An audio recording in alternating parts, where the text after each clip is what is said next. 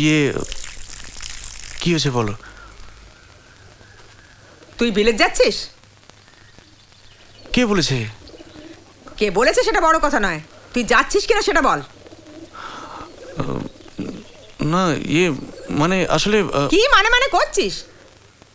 তোর পিসির নজর কিচ্ছু এড়ায় না, আমি শুধু তোর নিজের মুখে শুনতে চাই। না পিসি, এখনো কিছুই ঠিক হয়নি, একটা কথাবার্তা হয়েছে শুধু। আয়, আরে এটাই তো তুই নিজের মুখে বলবি। আরে আমি তোমায় জানাতাম পিসি, তুমি আমার কথাটা তো শোনো। আমি তুই জানাতিস না।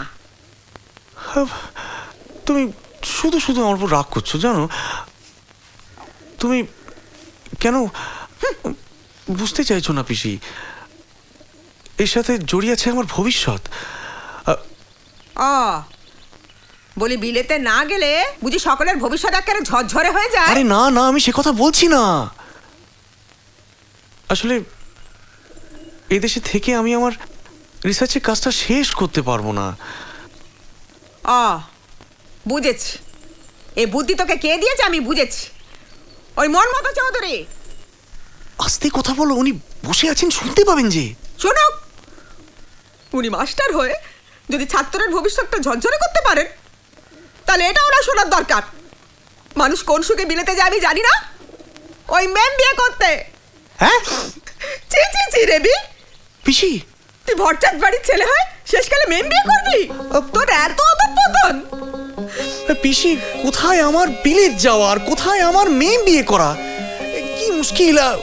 দোহাই তোমার, তুমি তুমি দয়া করে কান্না থামাও।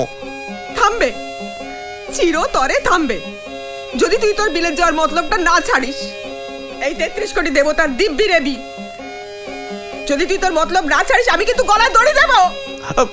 পিসি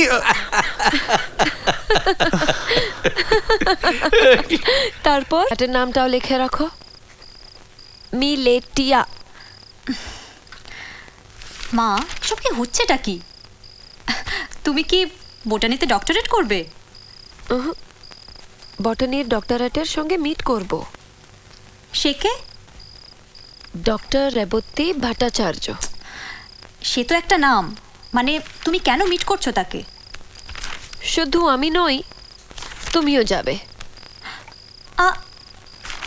কেন?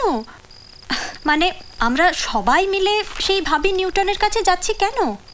এই ল্যাবরেটরির দায়িত্ব আমি তাকে দিতে চাই। ও, তা সেই তোমার বিজ্ঞানীকে ইমপ্রেস করতেই এই ফুলচর্চা? তা যে দেবতা যাতে তুষ্ট। এসব ওল্ড আইডিয়া মা। তোমার দেবতাটি যখন পুরুষ, তিনি কিসে তুষ্ট তা আমি জানি।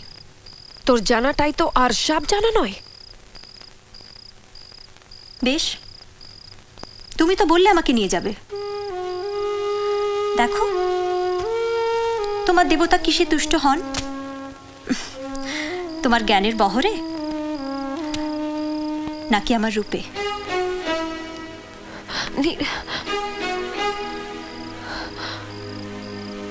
তুই ভুল করছিস নীলা, বিদ্যার চেয়ে রূপের শক্তি কখনো বেশি হতে পারে না।